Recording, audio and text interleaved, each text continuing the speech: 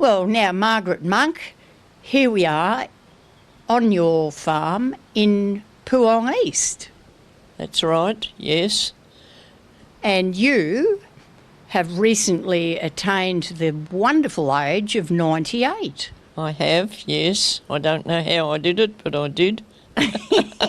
Which means I think you were born in 1927, is that right? That's right, yes. Yes, at Warragul.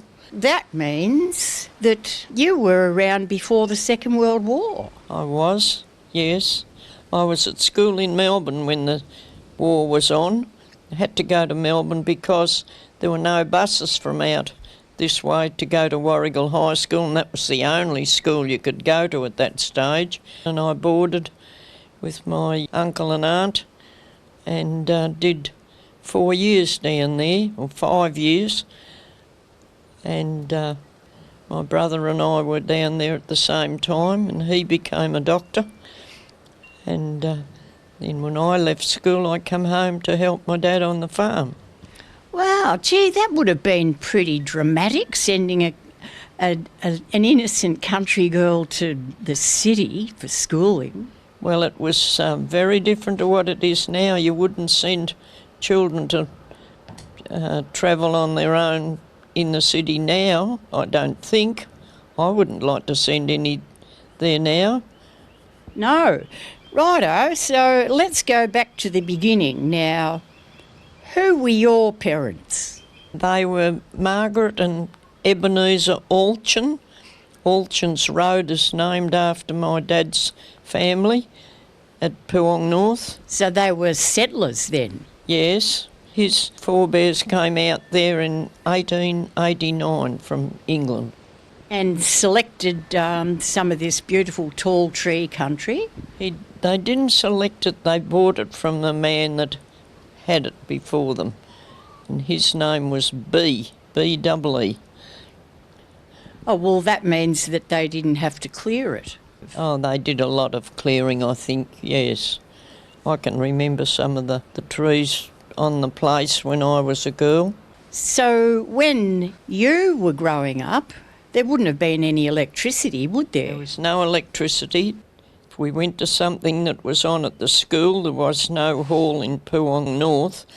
We used to walk up the road and Dad would carry a kerosene lantern to show us the way. Ah, fantastic. We didn't get it here till 1951. Well, what you don't know about, you don't miss. That's right. We had wood stove and copper to boil the clothes, and we had a coolguardie safe. We didn't have a fridge or anything like that. Some people had kerosene fridges, but we didn't.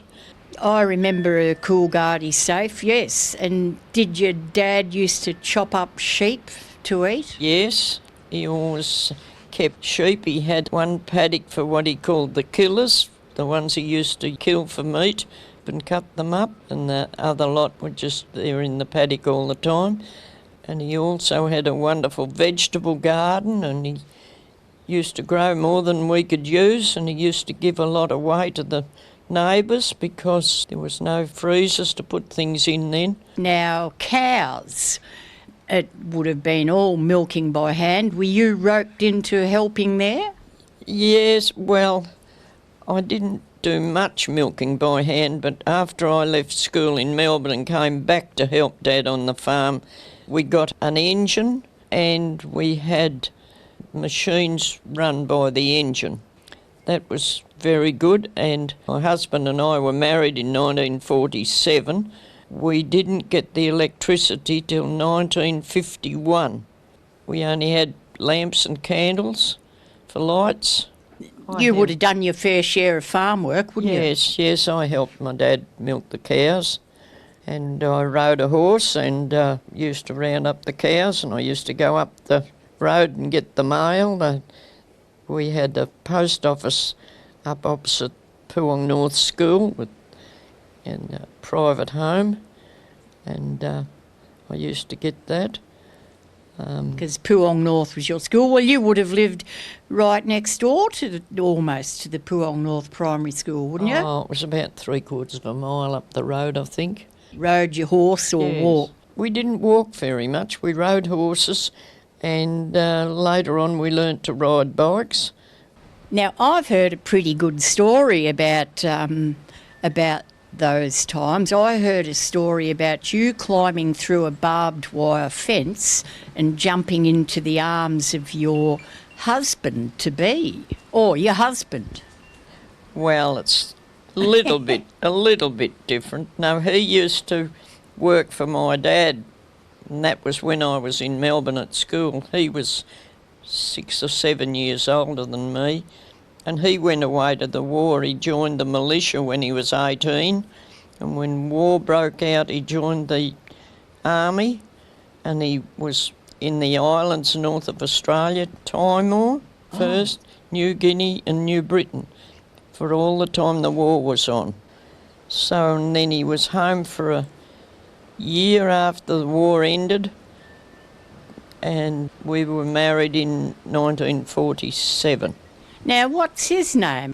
Ken Monk.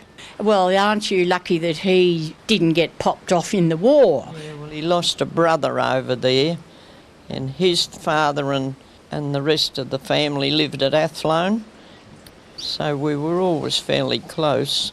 Now, what about you? Did you have brothers? I had 2 brothers. One went to Melbourne with me when we went to school because he wanted to be a doctor. He was a very, very good doctor. He was at the Alfred Hospital and he was a doctor for the rest of his life. And the other brother was a farmer. Well, back in wartime, they needed people to work the land and the farms, and apparently it fell to a lot of women too. Yes, well, there was 3 boys in my husband's family, and his mother had died earlier, and his one brother was told he should stay on the farm and keep the farm going, and the other 2 went to the war. Yeah, well, it'd be a great relief to be the one chosen to stay behind, I reckon. Yes, well, it was their brother who was killed over in the islands.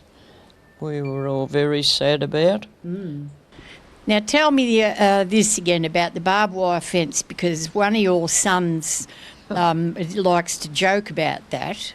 Oh, well. About that, how your husband put his foot on the bottom barb and pulled the top one up so you could jump through it, and that's where you stayed. Well, when Ken, my husband, was at the war, he told me in a letter one time that he wanted 3 things when he came home: me, a wireless and a fridge. He got the wireless first because he could use an old battery, like a car battery, to run the wireless with. And a year or so later he got me, but he didn't get the fridge until 1951 when we got the electricity. Oh, Yeah. and then he was a happy man. I hope he was. I think he was. Yes. And then we had 4 children. We had the oldest one, Barbara, was a nurse. The second one, Elva, was a school teacher. And the boys were both farmers, although Robert did a lot of things before he went farming. That's what they all did. And I've got 9 grandchildren, 17 great-grandchildren, and I've got 1 great-great-grandchild. Wow, that's pretty good. Now, in your married life here, you wouldn't have had tractors, and you would have still been draft horses, wouldn't you? Yes, we had horses. When I was at home with Dad on the farm, I helped them when they were making the hay. They used to build big stacks of hay. There was no bales then, and we had what they called a grab stacker. I had to get the horse to go forward, and that pulled the thing up to the top, and whoever was on the stack used to pull a rope to let the hay fall out, and then I used to back the horse back and the thing had come down for the next load. Yeah, You fantastic. understand that? Yes, how fantastic. The old grab stacker, eh? Yes. I yes. love those old fluffy haystacks. I can just remember one on our place. They were pretty high, a lot of them, by the time they finished them. It would have been hard to climb up on once they were finished, hard to play on as kids, wouldn't they? Oh, they didn't have to climb up and play. They had pretty high ladders to get up when they were building the stacks. Oh, climb up a ladder with a pitchfork even. Yes, they'd use the pitchfork to make the stack. Now, I reckon those stacks used to set a bit, and didn't you use a hay knife to cut them? Yes, that's right, yes. You wouldn't have been doing that once you were married. Would have had bales then, wouldn't we? I can't remember having stacks here, but I suppose we did.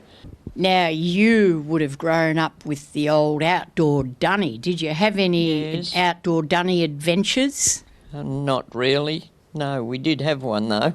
No snakes hiding in there? No, but the snakes here, we see them here pretty regularly. Saw one swimming across the dam recently. What about bulls? Have you had any run-ins with bulls? Not really. Something happened with one that we took to the show. He didn't want to go, I don't think, and he bumped Ken and he just fell over, but it wasn't any big drama. Just gave him a bit of a nudge. I think he was lucky. That's right. We liked the jerseys. When we stopped showing cows at the shows, I've been keen on flowers all my life and used to take flowers to the shows and give plants away, and I learnt to be a horticultural judge of flowers and vegetables and that sort of thing, and really enjoyed it. Gosh. Well, look, you're very well known for your garden, and I haven't been. This is my first time here. Well, and it looks pretty terrible at the moment. oh, it looks pretty good to me. People rave about your garden, and you win prizes at the flower shows, and you win prizes for your cakes at shows too, I believe. Oh, not much of that, but I did do a fair bit of cooking, but nothing as much as some others did. But no, I was right into flowers and that kind of thing. And did you need to milk cows once you were married? Yes, I helped him. We milked cows for many, many years. You didn't just do the housework, you did everything. No. I've run into a number of farm women that couldn't wait until their husbands retired from farm work so they could go and live in the town, but you're not built that way. No, I never wanted to live in the town. And I've got a granddaughter who lives in Druin, and when she comes out here, she said it's so quiet. She said, I love it out here. And you still drive, don't you? No, I don't. My boys thought there was enough idiots on the road without me trying to beat them, so we decided to sell the car, and they all helped me. They're all wonderful, and neighbours are wonderful. I couldn't live in a better place. Well, how good's that? So living in the country has just been a great life for you. It has been, yes, and I joined the things that were on in the district. We had Red Cross, we had Church Guild, we had school things that we helped with. I remember when they wanted money for the high school at Druin, where my two girls were going, they asked parents to help with money to build a swimming pool, and that's when that started, so it's been there a long while. People in the district here, we helped with the Puong swimming pool. A local farmer gave the land for it, another one had bulldozers dug the hole for it, and the farmers and the people in the town all helped towards making sure it was built, and it's still there, and we're very pleased that we built it, because I think everybody else thinks swimming's very important. Children should all learn to swim. Now, I'm very proud of our district of Puong East, and also at Puong North, where I was reared, and I think we've got a lot to be thankful for, that everybody helps one another. Well, that's fantastic. That's All right, beautiful. is it? Yeah, that's lovely. Thank you very much, Margaret That's Monk. all right. This tree is a silver birch. That one's a Japanese maple, and that's a laburnum. Oh, And- laburnum's got beautiful long golden yellow- droplet yes, flowers. Yes, we bought those three were the first things we bought for the garden. 70 odd years ago. This is a beautiful area. You've got lots of different paths and areas in Yes. here. Yes, and that was given to my parents for their, I forget what anniversary it was, and Dad died only a week or two later, and so Mum gave that to me to look after. My gosh, well, that'll be a while ago. He died in 1966. That's how long that's been there. My gosh, you've got some incredible memories stored up here. Yes, well, see that high one you can see in the background? That's a blue spruce. That's one of the three that we bought the day of the first Leongatha festival. And there's another one away around the other side of the dam. We'll see it when we go out there. And it's a Norwegian spruce. Woo! Now, that conifer over there, you planted that. Yes, I planted that. What is it? It's Cedrus deodara. Ah, Himalayan cedar. It could be. We bought 3 conifers in pots from, what's his name, over at Warrigal. He's not there now, he died. But anyway, he brought them over to the first Leongatha Daffodil Festival that was on 60 years ago, last year. And some of the ones from Leongatha came and took photos, and they made a feature of it for the last show. My gosh, that's an absolute whopper of a tree. I couldn't even guess how tall that is. Yeah. Yes, a lot of things here, they're like me, they're looking old and getting old. Now, is that a dear old outdoor dunny over there? No, that was the wash house I had the first few years we were here. Did it have a copper? Yes, there's a copper in there. Mr. Sheedy from North Puong built the copper in many, many years ago. And how long since you fired that up? When we got the electricity, I suppose. Yes. Okay, now, this current house here, you and your hubby Ken actually built this because there was another house here when you got married. Yes. No, the ones that lived here, I used to ride the horse across the paddock when I was a girl and tie the horse up and come over here and play with the 2 girls. My mother said this was my second home. And because I used to come when I was a little girl, but as it turned out, it was my second home. We bought the farm. How good's that? Yes. And so you lived in the old original house for about how long before you built another one? Elva had her 14th birthday the night before we moved into the new house, and she was the second one in the family. What did you do while the new house was being built? The old one knocked down? We took parts of the old house just across the track and lived in that for the 6 months. Gosh, fair income. There's ways and means, isn't there? We had 3 beds along one wall and another one behind a cupboard. And Robert was only little. He was up on a shelf. And we had a bit of fun. Yeah. On a shelf. That's a good story. Now, I'm impressed to see this beautiful golden flower here because I love that plant. I have it in my garden. You've Do you know got it. what it is? Tree marigold, I was told.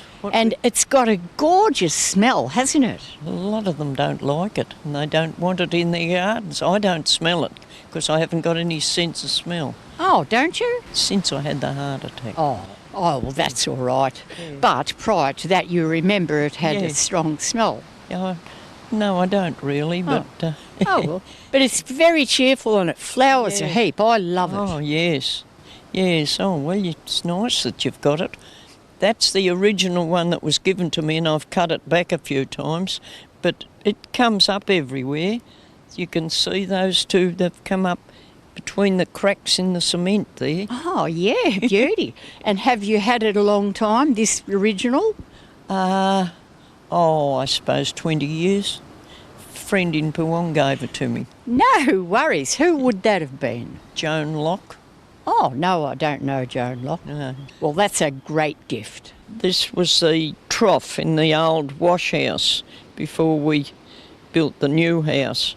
And Gosh, that's a beauty. That's a triple tub. I've never seen one they so big. don't make them anymore. That's a beauty. I've only ever seen a single or double. Yes, that's right. Tough as old boots, that is. Yes. You would have washed boiled sheets and soaked them in there, no worries, wouldn't you? Yes. Had the ringer used to sit on the middle part. You remember the ringers? I do. Yes. Well, they were on the cross part of the trough and used to turn it by hand, put it through from one to the other. You might have the blue in the one trough. Remember we used to have knobs of blue? Yeah. Yes. But what was the go with boiling sheets? Why boil the sheets? Everyone did. My mum did I too. think it was because they were cotton.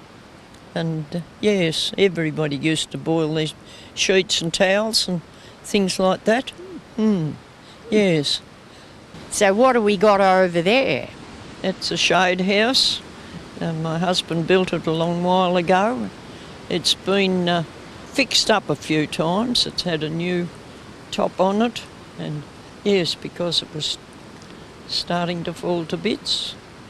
It looks all right now. This is umbrella grass. Well, that's what we call it. It came from my mother's parents' garden about 100 years ago. And I try to look after it and keep it growing. Wow, where did they live? Preston, they milked cows in Wood Street, Preston, many years ago. My goodness. Yes. That's incredible to have that from 100 years ago. Everywhere you go in your garden, perhaps there's memory like that? There is, really, yes. Everything that's here we've planted, and some things, well, we've got things from other people, of course, and I've given hundreds of cuttings away to people that have come here. Now, there's a wonderful construction. It actually looks like a mine shaft from Coal Creek or Wonthaggi. Now, there was a gravity-feeding tank up there. We had a tank up there. When the house was built, the tank was put there, and that's where we got the house water from for the hot water service. And underneath and beside it, Ken had canaries. He had about 50 canaries at one stage. Fair income, though. That tank is pretty vulnerable up there. The wind never got inclined to blow it off? It was always full of water. You pumped up to it, did you? Yes. With a windmill, perhaps? No, we didn't have a windmill, but I think it was pumped, but I can't remember how it was all done. Now, this is a lovely little calm pond, but I tell you what, I recognise that salvia over there behind it, and that's a perfect place for that species of salvia because it's a very sprawly bush otherwise. That's right, it is too. That's the best place I've seen one of them growing ever. Oh, that's good. I don't know how it come to be there, but we just fit things in where they can here. See that thing with the red, what's it called? I don't know what it's called. Nandina. Oh, yeah. I had 5 of them along there and the bush rats ate the roots. You're killed joking. Them. No, we have terrible trouble with bush rats here. But there's some things they particularly like. Yes, I think they do. Well, isn't that funny? Because I actually don't really like that much. It's not my cup of tea much. Well, Beryl Olsen had it over there and hers is absolutely beautiful. So that reminds you of Beryl Olsen. Yes, she had some beautiful ones growing at her house over in the main road at Puong East. But the bush rats found mine, I'm afraid. So we got a few favourite plants around here? Yes, we have. That gum tree that's straight ahead of us came up in the garden at Collins Farm at Athlone, and we dug it up and brought it up here and we called it Ken's Gum. Oh, did you just? Yes. A friend of mine gave me these bird cages to try to stop the rabbits from eating things. We never used to have trouble when we were first here. You plant things, they'd grow, and they were wonderful. Well, we got rid of all the rabbits, didn't we, years ago? We did, but they're back again in full force.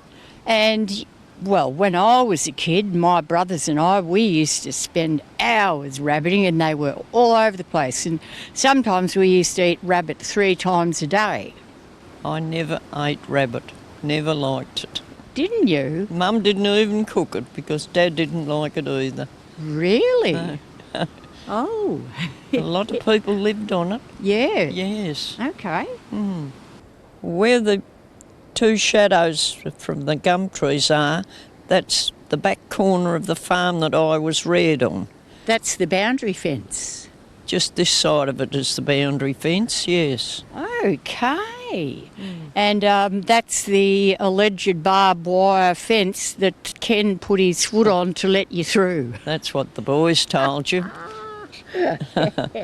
Yes. Well, this is actually a lovely little spot. I mean, the wind's up a little bit because it's going to be It's very windy. windy today, but this is pretty nice land here, actually. Yes, it's pretty good. And if you go down there, you'll see that other Norwegian spruce that was one of the 3 that came from Warrigal at that first daffodil show.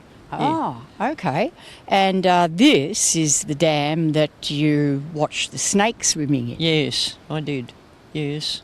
That's very close to the house. Has it been there a long time? Yes, used to be a paddock here, and we had a little dam in the corner.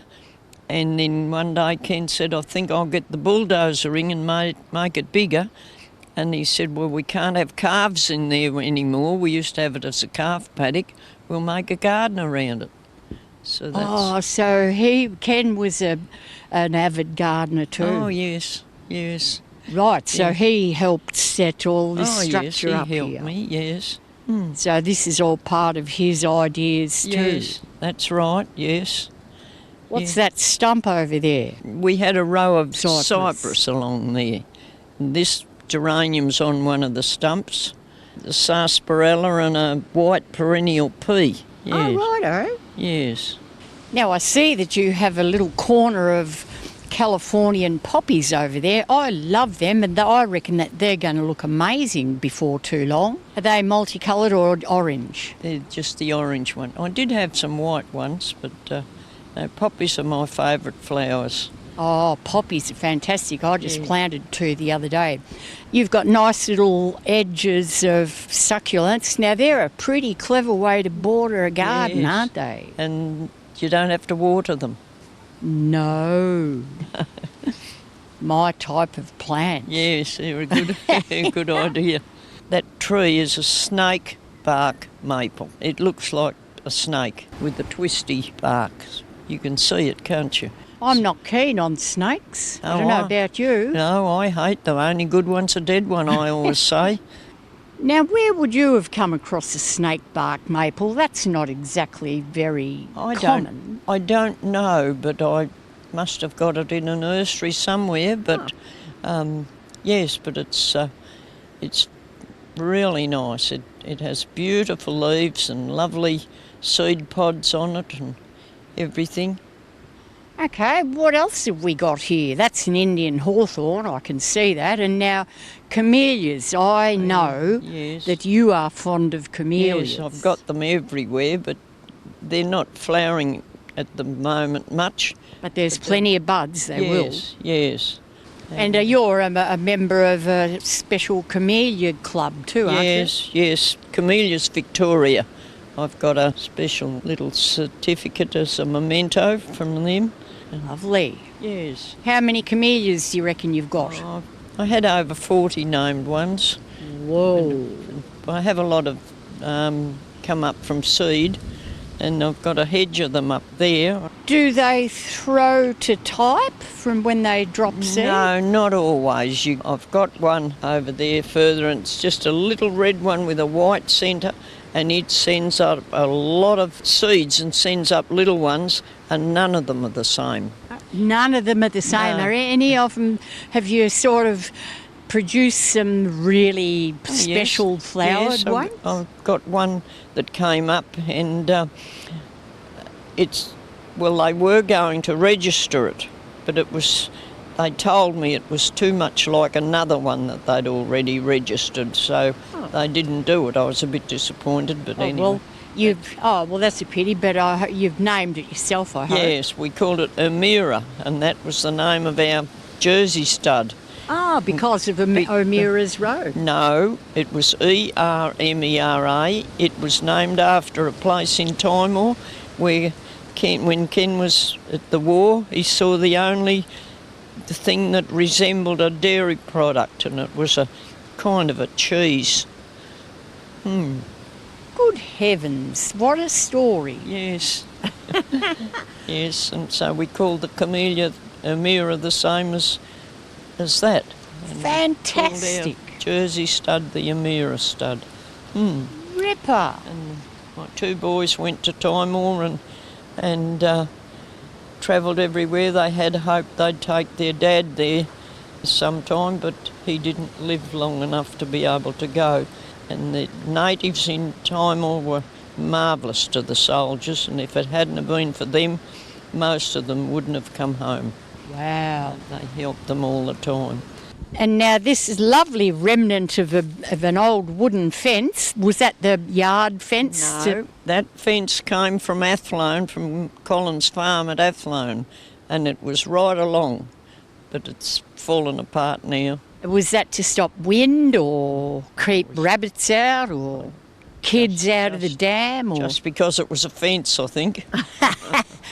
Fair enough. I like the look of a wooden fence too. Yeah, it's falling apart. They've taken a lot of it for kindling. Ah, well, I like those bits that are left. Little art piece. Gosh, these garden paths just never stop. This is such a rambling garden. That's rhododendron called Unknown Warrior. It has red flowers on it. My husband's sister grew that over at Darnham when she lived at Darnham. What, did you dig it up? Or She just brought it over, yes. And that's another camellia behind it, that high one. There's another one in here. There's three there together. Camellias grow very nicely in a bush setting, I reckon. Yes, and they can grow close together. I planted some a bit too close together, and they've, covered over one another. This is a Weigela, is it? It's a salvia. Oh, of course it is. It has a brilliant red flower on it. It hasn't got any on it at the moment. Got to keep cutting it back. You'll see where I've been cutting it. Ah, right, but at least it doesn't spread out from the base like invasive bamboo. That's Some right. do. This is another camellia here, and if you go past the salvia, the Amira camellia's the next one. Oh. It has a dark red flower. Let's have a look. That's Amira there. Yes, it has dark red flowers when it's got any on it. So that's it. Gosh, that's pretty special. It's got a lovely sheltered place to live. Yes, it has. Now, what about right up the end with those white ones? That's a low, hedgy sort of camellia. Yeah, that's a camellia. That looks very nice there. Pretty. Does it grow low like that, or do you keep it? No, it just stays like that. That's pretty good. That's very convenient, Yes, isn't it? Yes, it is good. This red one here, that's not a mirror, but that's another seedling that's thrown. It's from the same mother plant. The original plant's called tinsy. It's red with white stamens, and it throws a lot of little ones. A mirror got yellow in the centre, or what? No, it's just a double red one. Gosh. Dark red, hasn't got a centre at all. Talking about centres, but have you got any scented camellias? No. I love a scented camellia. No, I haven't, but they have got them, I know. Yes. And this is an orange tree. It hasn't been there terribly long, about 5 or 6 years, I suppose. I reckon that'd like being there because apart from this bit of a scungy wind, that'd be a nice sun-drenched, sheltered, warm spot, wouldn't it? It's not terribly sheltered when the wind blows. No. But I used to have roses all in there, and the one that was where the orange tree is now was Mr. Lincoln, a beautiful red one. Yep. and it died. And I was asked to put this orange tree where Mr. Lincoln was. So Oh, who by? Don, he went to a garden thing one day that I couldn't go to. He went with his daughters, and one of them brought this orange tree home that he bought. But I said, where do you think I can put that? He said, I can go where Mr. Lincoln was. So that's the spruce. Norwegian spruce. It was one of the three that we got at firstly in Gafford Daffodil Festival. Oh, that's a good silhouette. Yes, yes, it is a beauty. So I don't think it's quite as tall as that first one. Oh, I think it would be. Oh, do you? Yes. Now, this would be beautiful around here in spring and Yes. other seasons Yes. because you've got so many salvias and... That is a New South Wales Christmas tree, and it has lovely pink flowers on it when it flowers each year. It's really a beautiful thing. And the thing behind it that looks like a dead hedge is a colquitzia. It's something like a woodgelia. I know a woodgelia. Smaller flowers. Oh. Yes. Yes. And is that a blackbird's nest? Well, could be. I hadn't even thought about that. It's a pretty decent sized nest. Yes, it looks a bit big for a blackbird, doesn't it? Well, maybe. Haven't actually seen a blackbird's nest. No, I don't I can't keep up with all these things. Nah. I've never seen a magpie get on or off a nest. I No. reckon they must be pretty secretive and, Yes. and nest far from humans, I think. Yes. They sing really well and the young ones get pretty playful. Yes. Mm. I like a magpie. It's another salvia. Yeah. The President Roosevelt rhododendron, it's the only one that has variegated leaves and variegated flowers. Variegated flowers? Yes, red and white. Wow. Leaves are yellow and white. And where did you come by that? I just bought it somewhere a long while ago. Okay, Yeah. righto. So it hasn't got a special history. No. But if you go down there, you'll see that tree marigold. It's got the most flowers on of the lot down there. Yes, that's a beauty. Yes. Well, Margaret Monk, thank you very much for giving me some time to talk today a bit about yourself and your family and that beautiful walk around your garden with so many memories. Yes, it has got a lot of memories. I started it when we first came here in 1947. Fantastic, and it's still beautiful. Everything that's there we've planted. And we're lucky to have this bit of sunshine to see it in Yes. because the weather's coming in, isn't it? Yes, they say so. Yes. And maybe our bit of a drought will break. Yes. Anyway, thank you, Christine. It's been Thank lovely you. showing you around. Yeah, great. Thanks, Margaret.